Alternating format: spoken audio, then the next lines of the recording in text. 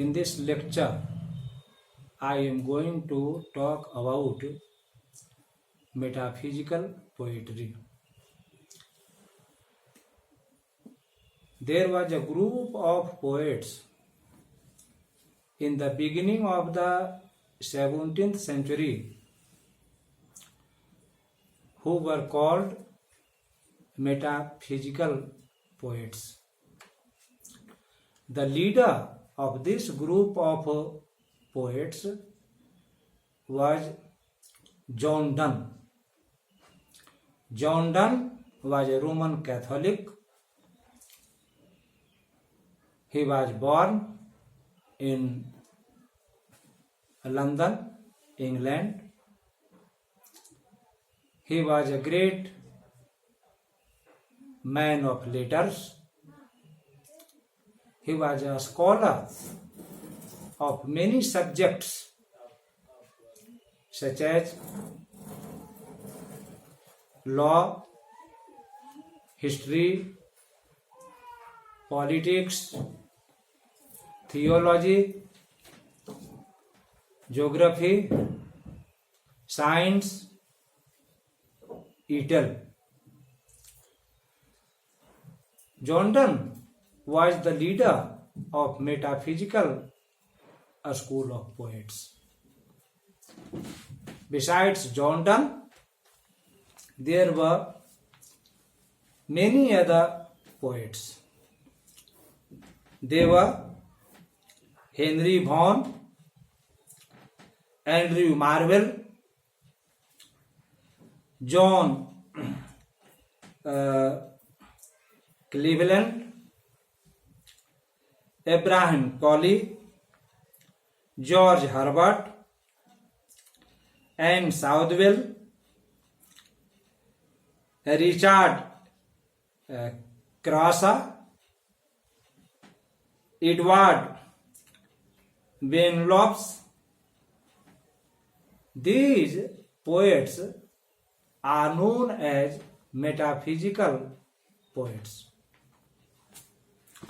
Now let me define or let me explain metaphysical poetry.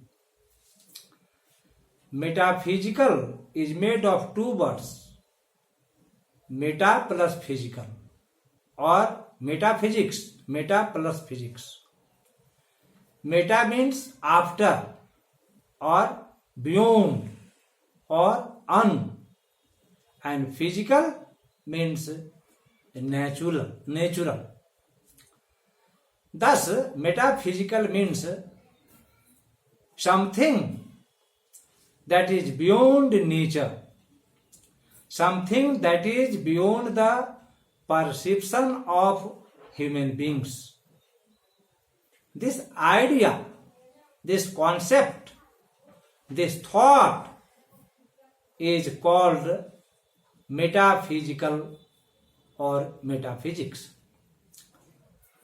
The metaphysical school of poets wrote poetry which expressed ideas that had never been expressed, that has never been said before. In other words, the metaphysical poets were in the habit of stating something that is beyond the perception of human minds, ideas, thoughts. John Donne was the leader of this school of poetry. John Donne wrote numerous poems.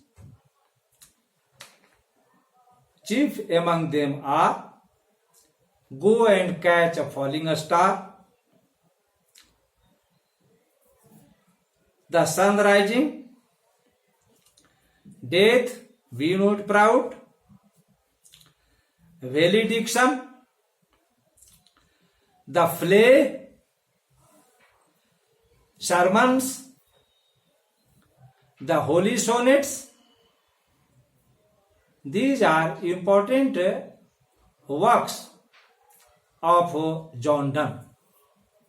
In all these works, John Donne expressed ideas that are beyond the reach of human minds, beyond the perceptions of human minds. Take for example, death be not proud. It sounds unique. Death be not proud. Thou people call thee mighty and dreadful, but thou art not so. This sounds strange. Generally, people think that death is mighty and fearful. But John Donne negates the power of death. He negates the power of death. Similarly, go and catch a falling star, the sun rising, the valediction, the flay, the colonization. We have the same type of ideas expressed, which are unique, which are unheard of before. Then we have Henry Vaughan. Henry Vaughan was another great poet of this school.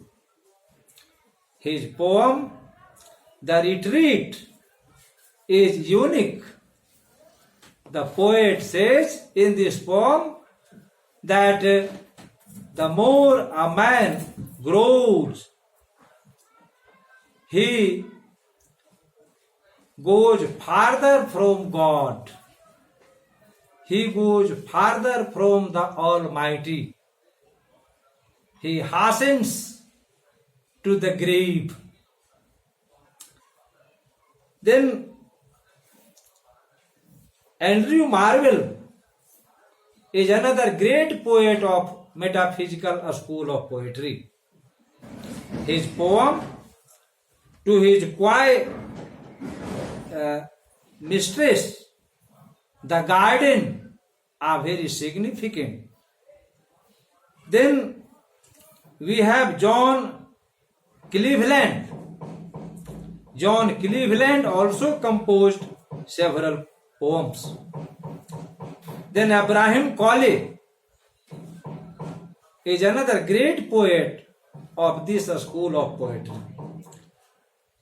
Then George Herbert, who composed The Collar, The Pulley, are significant poems, important poems of George Herbert. The Pulley is a very significant poem. In this poem, the poet says that God blessed mankind with everything. He emptied out all his treasure to man, but he kept rest with him. He left human beings restless. So human beings have all the riches, all the wealth, but they have no rest. They are restless. So that if their virtues, if their qualities do not bring humankind to God, their restlessness will pull them to God. That's why the title of this poem is, the heading of this poem is The Pulli. It's very unique poem. Then Anne Southwell, the poem An Elegy written by the Lady A.S.